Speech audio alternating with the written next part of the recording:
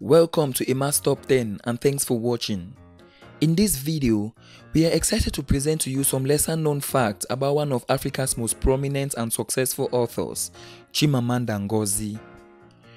Was that I should never call myself a feminist because feminists are women who are unhappy because they cannot find husbands. So I decided to call myself a happy feminist. Chimamanda Ngozi Adichie was born on September 15, 1977 to Igbo parents, Grace Ifeoma and James Adichie in Enugu, Nigeria. She grew up in Nsukka, Nigeria, in a house formerly owned by late Professor Chinua Achebe. At the age of 19, she backed a scholarship to study communications and political science at Drexel University in Philadelphia, USA. After a while, she transferred to Eastern Connecticut University to live with her sister, who had a medical practice in Coventry. Chimamanda refers to herself as a feminist, and in 2012, while giving a TED Talk, she titled her speech, "We Should All Be Feminist." She has been called the most prominent of all the possessions of critically acclaimed young Anglophone authors.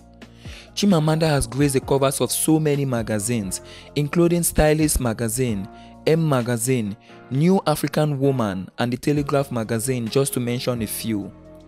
If you're new here, welcome. Be sure to subscribe and turn on notifications so you don't miss any of our videos. Chimamanda published a collection of poems in 1997, and in 2006, she released her critically acclaimed novel, Half of a Yellow Sun. Let's take a closer look into her life by looking at 10 things you didn't know about Chimamanda Ngozi Adichie. Number 1. She prefers to be addressed as Miss, despite being married. Chimamanda Ngozi is married to Dr. Ivera Esiji, a mixed-race doctor currently working in Maryland, United States of America. It does not cross the minds of a lot of people that this great woman is married. This may be attributed to the fact that she never dropped her maiden name after marriage, neither did she attach her husband's name to hers. She frowns at anyone who addresses her as Mrs., stressing that it's a Western culture for a woman to abandon her name for her husband's. Number 2. She insists everyone should be a feminist. In 2012, Chimamanda gave a TED Talk titled "We Should All Be Feminists," delivered in London, which has been viewed more than 5 million times. She shared her experiences of being an African feminist and her views on gender construction and sexuality. Chimamanda Adichie said the problem with gender is that it shapes who we are. Her speech initiated a lot of controversy and conversations on feminism and was published as a book in 2014. In 2013, multiple American award-winning artist Beyoncé used a part of her 2012 speech in one of her hit songs titled "Flawless." Number 3. She has been listed as one of the most influential people in the world by Time magazine. Over the years, Chimamanda Ngozi have made several lists of the most influential and powerful people in the world. In 2015, she was listed by Time magazine as one of the most influential people in the world in the artist category. In 2013, she was listed by New Africans as one of the most influential people in Africa. Chimamanda has made several lists such as the New Yorker's 20 Under 40, amongst others. Number 4. She was inspired by Chinua Achebe to become a writer. Chimamanda Ngozi got her initial inspiration at the age of 10 after reading Chinua Achebe's book titled "Things Fall Apart." She saw herself being represented in the pages of the book. She once said during an interview, "I realized that people who looked like me could live in books," and using that inspiration, Ngozi had been writing about the Nigerian experience throughout her career. As earlier mentioned, she grew up in a house where the great icon Chinua Achebe once lived. This may have contributed to her motivation and passion for writing. Number 5. She dropped out of medical school to pursue a career in writing.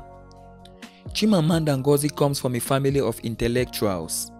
Her father was a professor of statistics at the University of Nigeria, and her mother was the university's first female registrar, serving as head of administrative sector of the university.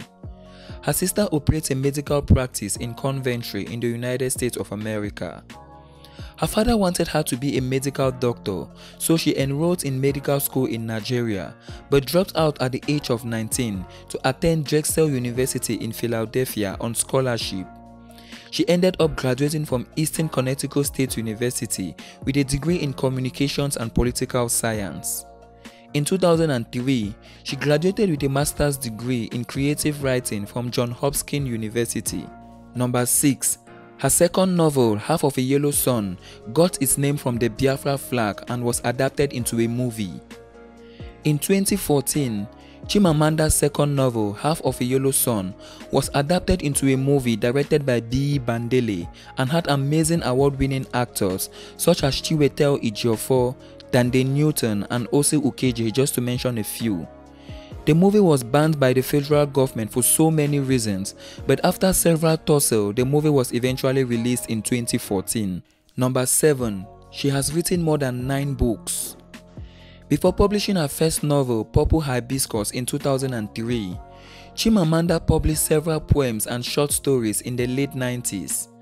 In 2006, she published her second book, Half of a Yellow Sun, which was later adapted into a movie in 2014.